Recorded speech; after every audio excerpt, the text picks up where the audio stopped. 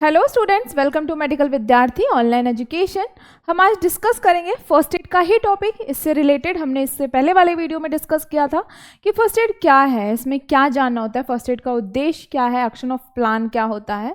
आज हम जानेंगे कि फर्स्ट एड में लाइक फेंट हो जाता है कोई, किसी को बर्न हो जाता है, कुछ कट हो जा रहा है, ब्लीडिंग आ रही है, तो उन सब सिचुएशंस में हम फर्स्ट एड के तहत क्या कर सकते हैं और क्या नहीं करना चाहिए। फर्स्टली हम देखेंगे फेंट। जब कोई इंसान फेंट हो जाए, लाइक बेहोश हो जाए, तो क्या करना है। फेंटिंग और लूजिंग कॉन्शियसनेस। अब कोई इंसान अनकॉन्शियस है तो डोंट्स और डूज देखेंगे कि क्या करना है क्या नहीं करना है। अब इंसान फेंट क्यों हो रहा है, बहुत सारे रीजन होते हैं। स्ट्रोक होता है, डायबिटीज़ होता है, और भी जैसे कि lack of oxygen in brain, ये सारे रीजन होते हैं। तो हम देखेंगे fainting is a brief loss of consciousness and is the result of an interference with the function of the brain. if brain के function में कुछ abnormalities होती है तो इंसान faint हो जाता है। unconsciousness, the most common of which इंसान unconscious हो जाएगा। fainting, head injury, epilepsy, stroke, poisoning, diabetes condition associated with the lack of oxygen. If you have seen a person fainting, then what you don't have to do means तुम्हें क्या नहीं करना है या आपको क्या चीज़ें नहीं करनी है और क्या करना है वो डिस्कस करेंगे। Don't give the patient anything to eat and drink. आपने सुना होगा किसी की बेहोशी की हालत में उसे कुछ खाने पीने के लिए नहीं दिया जाता है, तो ये आपको ध्यान रखना है। Don't allow the person who has just fainted to get up until the victim is fully conscious. Means if कोई victim है वो faint हो गया है, जब तक उसे completely वो conscious नहीं हो रहा उसे उठने नहीं देना है। If the area is warm, don't crowd around the victim. आपको पता होगा कि कभी कोई बेहोश होता है तो लोग कहते हैं कि हट जाइए, हवा लगने दीजिए। तो वही कि कोई बेहोश है तो उसके पास ऑक्सीजन होना, मतलब कि एक फ्रेश एयर होना ज़रूरी है, तो उस एरिया को क्राउड नहीं करना है। अब देखेंगे what we have to do, means what is dos, कि डूज में क्या आता है, क्या मतलब क्या एक्शन हम परफॉर्म कर सकते हैं कि उसको ब्रीथिंग प्रॉपर हो, एयरवे उसका क्लियर है या नहीं, ये चेक करना है। तो catch the person before he और she falls, pinch the person and see if she moves, opens her eyes. Means कि कोई इंसान गिर रहा है, उसे गिरने से अगर आप बचा सकते हैं तो बचाएं, और इफ वो गिर चुका है तो उसे पिंच करके देखें इफ शी इज कॉन्शियस और unconscious. Examine the injuries and causes of unconsciousness.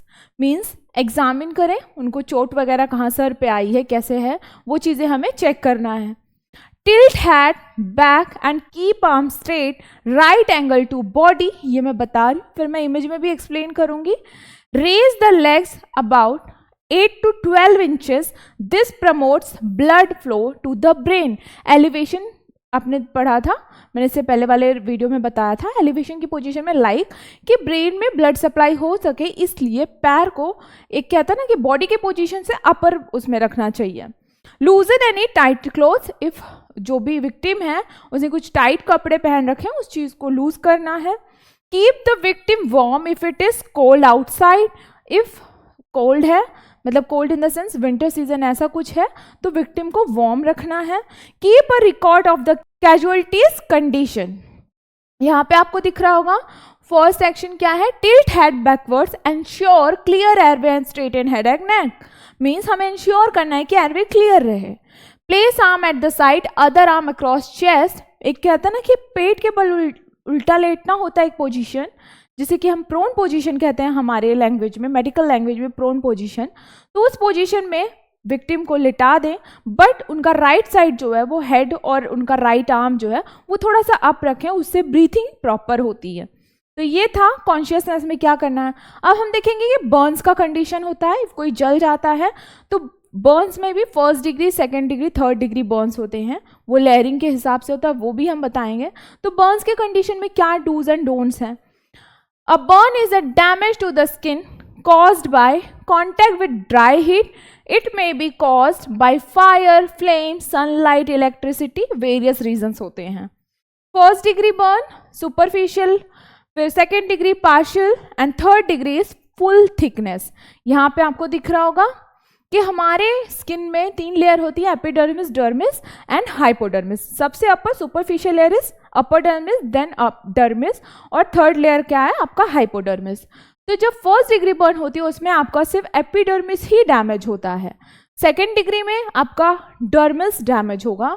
Hypodermis means कि थर्ड डिग्री बर्न के विक्टिम्स सर्वाइवल बहुत मुश्किल होता है, सर्वाइव नहीं कर पाते, रेयर केसेस में सर्वाइव कर जाते हैं। थर्ड डिग्री बर्न बहुत क्रूशियल कंडीशन होती है, तो ये थर्ड डिग्री बर्न में आपका हाइपोडर्मिस तक लेयर जल जाती है।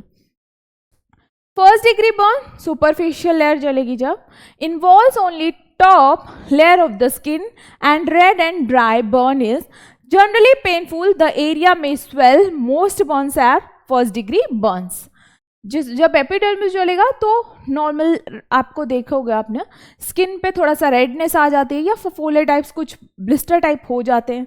फिर second degree burn involves both the epidermis dermis, the area is red, blisters में open, weep fluid making the skin appear wet.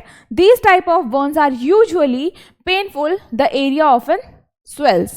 Third degree burn, अब इसमें एपिडर्मिस, डर्मिस एंड हाइपोडर्मिस तीनों डैमेज होगी, destroys both layer of the skin, epidermis और dermis, bones, muscles, blood vessels and nerves. These burn may look brown, charred white tissue underneath, sometimes appearing white. अब जब burn हुआ है किसी कोई जल गया है तो क्या हमें करना है क्या नहीं करना है वो डिस्कस करेंगे। फर्स्ट हम डिस्कस करेंगे व्हाट वी हैव डोंट, तो पहले हम डिस्कस करेंगे हमें क्या नहीं करना है। Don't place a burn under extreme water pressure. हम सबसे बड़ा मिथ है कि कोई जल जाए तो उसे ठंडे पानी के नीचे रनिंग वाटर प्लेस कर देते हैं हम। एक्सट्रीम वाटर नहीं डालना है, प्रेशर ना पड़े उस पर, नहीं तो अंदर की लेयर भी डैमेज हो सकती है। Don't remove the cloth that is stuck to the burned area. If कपड़े पे, या कहते हैं कि कपड़ा है, हाथ जल गया है, तो उस चीज़ को वहाँ पे रिमूव नहीं करना है तुरंत, उसको फर्स्ट एड करिए, उसको हॉस्पिटल लेके जाइए, वो डॉक्टर अपने हिसाब से कर लेगा। उससे क्या होगा कि अंदर की स्किन डैमेज होने से बची रहेगी। Don't apply butter, ointment, oil, ice on the area affected. Butter, oil, ये सारी चीज़ें नहीं लगानी है। और what we have to do, dos में देखेंगे, immediately immerse the burnt area in cool water by applying clothes soaked in cool water. Running water के नीचे ना रखें जिससे कि स्किन पे प्रेशर पड़े। सोक कॉटन का कोई साफ कपड़ा है उसे सोक करें, कूल मतलब आइस्ड वाटर जो होगा उससे ऐसे करके टैप किया जाता है बस। Remove jewellery and constrictive clothing before swelling and blister. If कोई ज्वेलरी है, हाथ में कुछ है, तो वो तुरंत रिमूव करने की कोशिश करें। Cover the area with a dry sterile dressing, not cotton और फ्लफी मटेरियल। कवर करना है एरिया को ताकि वो माइक्रोब से अफेक्टेड ना हो, इन्फेक्शन ना हो। बट किससे नहीं कवर करना है, रेशेदार कोई कपड़ा है, फ्लफी कुछ ऐसा मटेरियल है क्लॉथ का, उस चीज़ से कवर नहीं करना है। Drop cover roll if caught, cover the person with a blanket immediately. Cover and roll if caught fire means if कभी कोई ऐसा इंसिडेंस हो जाता है कि इंसान पूरा जल रहा हो तो उससे तुरंत ही कपड़े से क्या करना है, रोल कर देना है या रैप कर देना है। ये था Burns.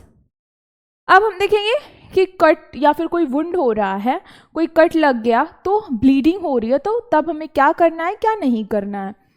Cut, scraps and puncture can result in bleeding, severe bleeding can be life threatening.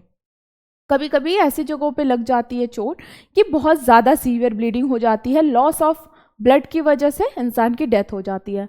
तो ब्लीडिंग में क्या करना है, to stop bleeding restore to direct pressure elevation. Same elevation means कि जिस एरिया में ब्लीडिंग हो रही है उस चीज़ को अपर पोजीशन में रखें ताकि ब्लड जो है वो लोअर रहेगा तो ब्लड ज़्यादा जाएगा। Lie victim down, raise the injured part above the heart, handle gently if you suspect a fracture.